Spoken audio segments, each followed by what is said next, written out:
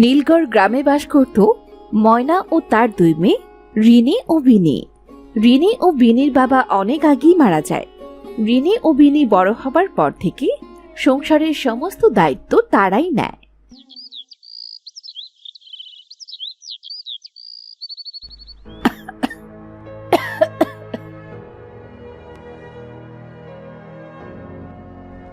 মা, ও মা, হলো কি তোমার?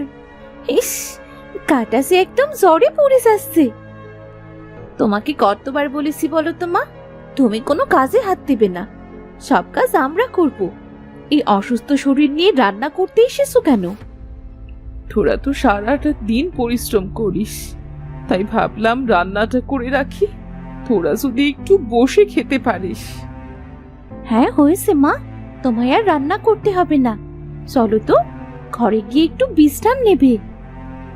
মা, আমি জল আনতে যাচ্ছি, বাড়িতে একটুও খাবার জল নেই। বাড়িতে তো আজ সবজিও নেই বোন, আজ দুপুরে কি রান্না হবে? তাহলে তুই হাটে গিয়ে কিছু সবজি কিনে আন, তুই ফিরলেই রান্না বসাবো। আচ্ছা ঠিক আছে মা, আমি তাহলে বাজারে গেলাম। মা, ফেরার সময় তোমার জন্য ওষুধ নিয়ে আসবো, তুমি তাড়াতাড়ি সুস্থ হয়ে যাবে। আমার ছোট্ট দুটো মেয়ের আজ কত কষ্ট, যদি তোদের বাবা আজ বেঁচে থাকতো তবে কি আজ তোদের এই দিন দেখতে হতো? আমাদের সাথে তুমি তো আসো মা, তাই আমাদের কোনো কষ্ট নেই। আমরা সারাদিন কাজ করে যখন বাড়ি ফিরে তোমার মুখ দেখি, তখন আমাদের সব কষ্টই দূর হয়ে যায়। পাগলি মেয়ে একটা, যা এবার বের হ, তাড়াতাড়ি ফিরে আসিস।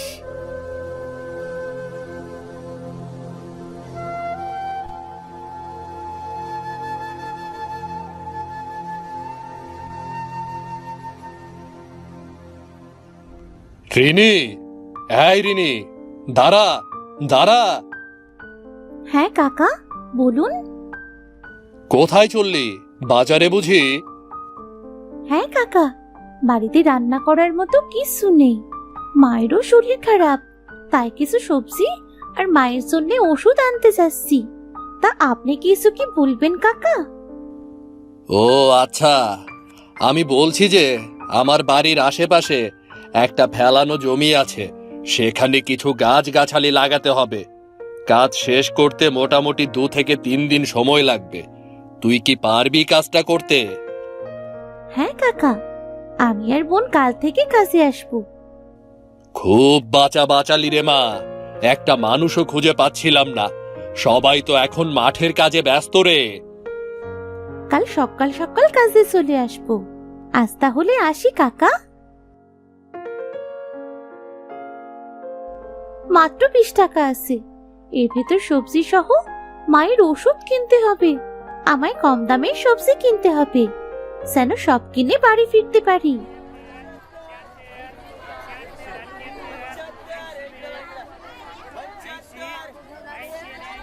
রিনি সবজি কিনে বাড়ি ফিরে এলো।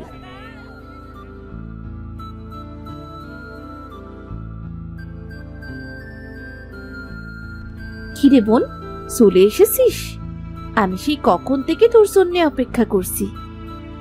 পথে হরিশ কাকার সাথে দেখা হয়েছিল, ওনার সাথে কথা বলতে গিয়ে একটু দেরি হয়ে গেল রে। উনি বলেছেন কাল ওনার কিছু গাছ লাগানোর কাজ আছে, তাই সকাল সকাল আমাদের 2 বোনকে ওনার বাড়ি চলে যেতে বলেছে। ও আচ্ছা, তা কি কাজ করতে হবে রে? বাড়ির চারপাশে গাছ লাগাতে হবে। আচ্ছা ঠিক আছে, তুই একটু বস বোন, মায়ের ওষুধটা খাইয়ে দে, আমি রান্নাটা সেরে আসি।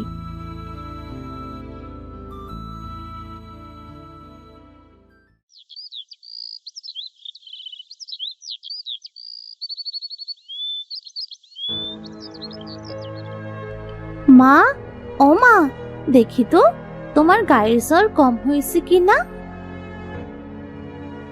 এই তো, জ্বর এখন একটু কম হয়েছে। হ্যাঁ রে মা, শরীরটা এখন একটু সুস্থই লাগছে। মা, তোমার খাবার বেড়ে রেখেছি, ওষুধ খেয়ে নিও মা, আমরা কাজে বের হলাম। যা মা, সৃষ্টিকর্তা তোদের মঙ্গল করুক, তোরা সব সময় সুস্থ থাক।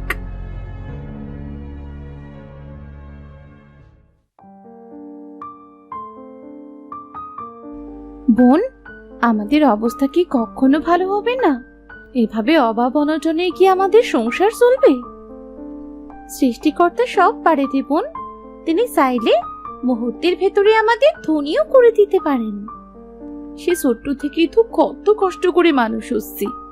মানুষের বাড়ি গিয়েও আমরা কোনো সহযোগিতা পাইনি। সবাই সব সময় দূর দূর করে তাড়িয়ে দিয়েছে। হ্যাঁ রে বোন, সেজন্যই তো আমরা ছোট থেকেই কাজে নেমেছি, যেন কারো কাছে হাত পাততে না হয়। ওই দেখ, হরিশ কাকা দাঁড়িয়ে আছে মনে হয়। সে আমাদের জন্যই অপেক্ষা করছে।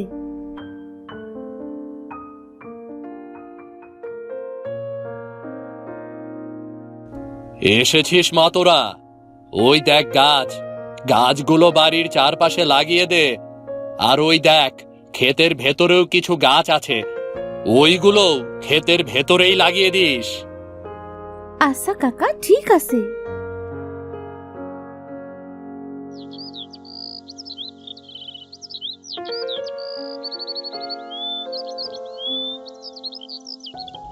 কাকা, আমাদের তো আজকের মতো গাছ লাগানো শেষ হয়ে গেছে। হ্যাঁ, তা তো দেখছি খুব ভালো গাছ লাগিয়েছিস। এই নে 50 টাকা। কাল আবার সকাল সকাল চলে আসিস কিন্তু।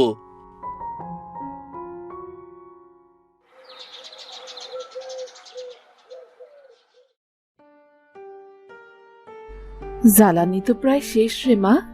আজ কোনো রকমে রান্নাটা করেছি, কাল থেকে যে আর রান্নাটা করতে পারবো না।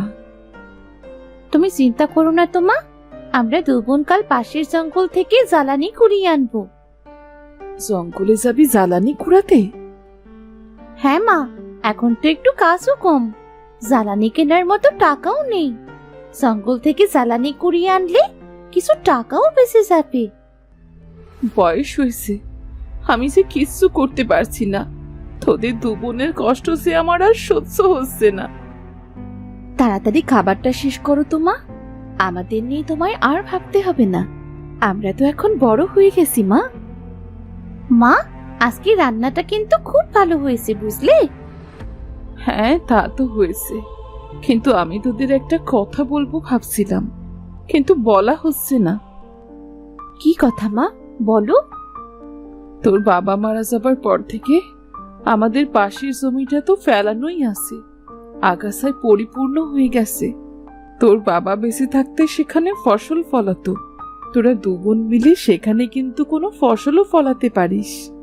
এতে আমাদের সংসারটাও বেশ চলবে। জমি চাষ করতে গেলে তো টাকার অনেক প্রয়োজন মা, এত টাকা এখন আমাদের কাছে নেই। তবে তুমি যখন বলছো, কাজ করে কিছু টাকা গুছিয়ে তারপর না হয় চেষ্টা করব। আচ্ছা বেশ, এবার যা, রাত তো অনেক হয়ে গেল, এবার ঘুমিয়ে পড়গে।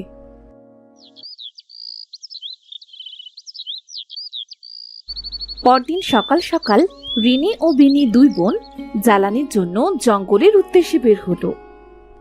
আচ্ছা বোন, জঙ্গলে কি জ্বালানি পাওয়া যাবে? জঙ্গলে তো অনেক গাছগাছালি, নিশ্চয়ই পাওয়া যাবে। কিন্তু আমার তো অনেক ভয় করছে, শুনেছি জঙ্গলে নাকি অনেক বাঘ ভাল্লুক থাকে। হ্যাঁ, তা তো থাকবেই, তবে সেটা জঙ্গলের গভীরে। আমরা তো আর জঙ্গলের গভীরে যাব না, জঙ্গলের এই মাথা থেকে কিছু জ্বালানি নিয়ে ফিরে আসবো। সত্যি তো বোন, জঙ্গলে দেখছি অনেক জ্বালানি আছে, যেখানে সেখানে জ্বালানি পড়ে আছে। হ্যাঁ, তাড়াতাড়ি কুড়িয়ে নিয়ে চল, বাড়ি ফিরতে হবে, তবেই তো রান্না বসাতে হবে। রিনি ও বিনি জ্বালানি কুড়াতে কুড়াতে তাদের সামনে একটা আঠো মরা ছোট্ট বেগুনের চারা পেল। বোন, এই বোন, কি রে, তোর আবার কি হলো? বোন, এই দেখ না, একটা বেগুনের চারা, তুলে নেব? তা নে, বাড়ির এক পাশে লাগিয়ে দেব। ওমা, চারাটা তো দেখছি প্রায় আধ মরা। তাতে কি হয়েছে, আমরা যত্ন করে চারাটিকে ভালো করে তুলব।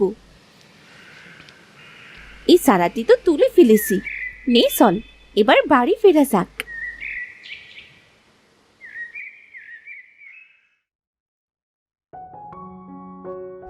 ফিরে এসেছিস তোরা? হ্যাঁ মা, ফিরে তো এলাম। বেনে, চল চারাটি লাগিয়ে দিয়ে আসি। চারাটি লাগাবি কোথায়? চল না, উঠোনের এক পাশে লাগিয়ে দিই। এখন না লাগালে যে চারাটি মরে যাবে। দুই বোন মিলে চারাটি লাগিয়ে চারাটির গোড়ায় পানি দিয়ে দিল।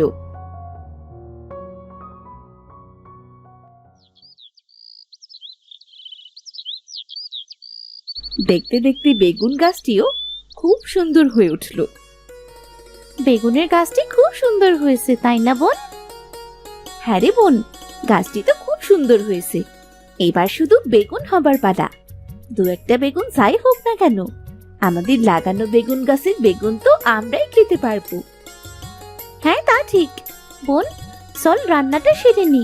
তুই কেটে কুটে গুছিয়ে রাখ, আমি পানি নিয়ে আসছি।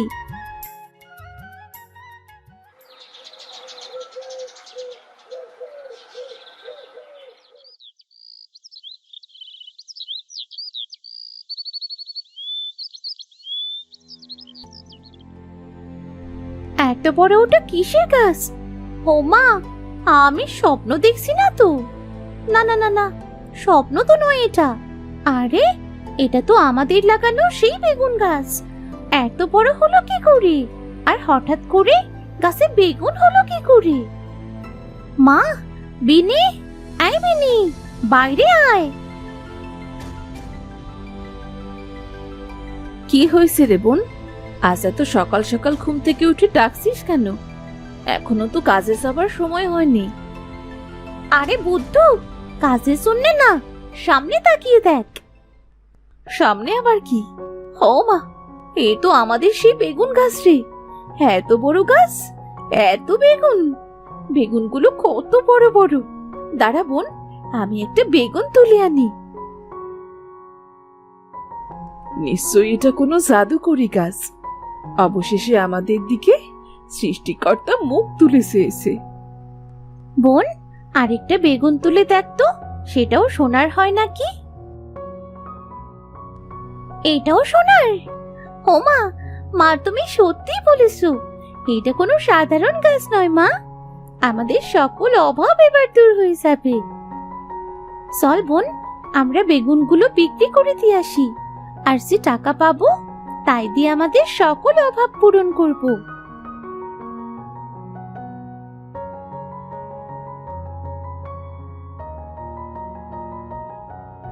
তারা দুই বোন শ্যাকরার কাছে গিয়ে বেগুন দুটো বিক্রি করে অনেক টাকা পেল।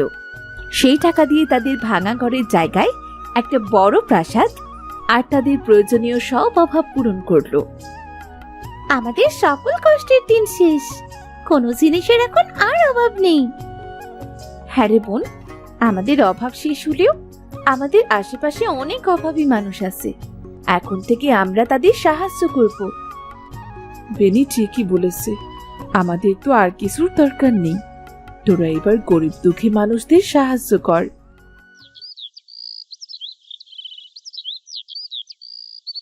কিন্তু তাদের হঠাৎ বড়লোক হওয়াটা তাদের প্রতিবেশী রমার নজরে পড়ল। এইটা কি করে হলো? গাছ থেকে বেগুন পাড়তেই সেটা সোনা হলো কিভাবে? বুঝেছি, এদের এভাবে ধনী হবার কারণ এই বেগুন গাছ। চল বোন, এটা বিক্রি করে আসি। আজ উত্তর পাড়ায় কিছু মানুষকে সাহায্য করতে হবে। এদিকেই আসছে ওরা, তার আগেই কেটে পড়ি আমি।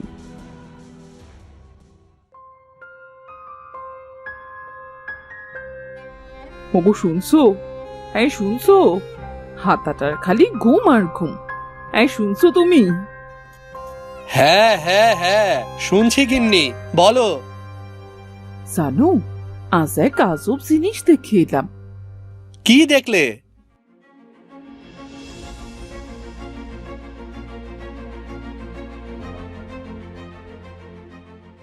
হ্যাঁ গো হ্যাঁ, শোনো।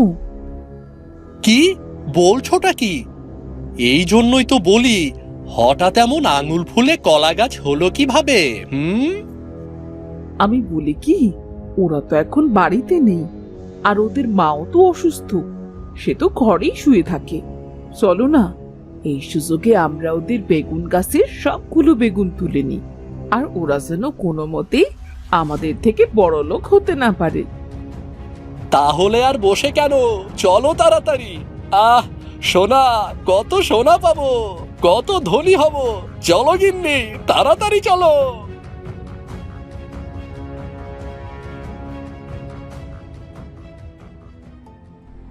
দেখো দেখো, কত বড় বেগুন। নাও নাও, তাড়াতাড়ি সেরু এবার। লোভী পাপিষ্ট, তোদের এত বড় সাহস! তোদের ওই পাপিষ্ট হাতে আমার গায়ে হাত দিচ্ছিস? তোদের এই হাত আমি সারা জীবনের জন্য পঙ্গু করে দেব।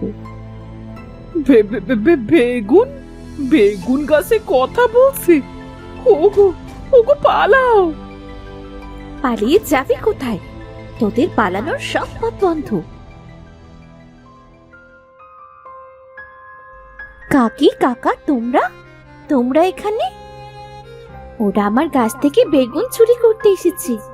শুধু যে চুরি তা না, চুরি করে শেষে আমার এই গাছটি কেটে দেবার পরিকল্পনা করেছে। বিনি বিনি, আমাদের ভুল হয়ে গেছে, দয়া করে আমাদের ক্ষমা করে দাও। কিন্তু এই বেগুন গাছ এ কথা বলছে কিভাবে? আমার ভেতরে প্রকৃতি কন্যার শক্তি আছে। তোমাদের দু বোনের সততা দেখে প্রকৃতি কন্যা আমার ভেতরে তোমাদের উপকার করার শক্তি দিয়েছে। কিন্তু এদের আজ আমি উচিত শিক্ষা দেব। বেগুন গাছ, দয়া করে ওদের ছেড়ে দাও, ওরা ওদের ভুল বুঝতে পেরেছে। ঠিক আছে, তোমাদের কথা মতো ওদের আজকে ছেড়ে দিলাম, কিন্তু এরপর যদি কখনো কেউ তোমাদের ক্ষতির চেষ্টা করবে, সবাইকে এই গাছের বেগুন করে রাখবো। ও মা গো, হা করে দাঁড়িয়ে দেখছো কি? চলো চলো এখান থেকে। তোমাকে সত্যিই অনেক ধন্যবাদ। সারা জীবন তুমি আমাদের এভাবেই সাথে থেকো, আর আমরা যেন সবাইকে উপকার করতে পারি। আমি সব সময় তোমাদের সাথে আছি।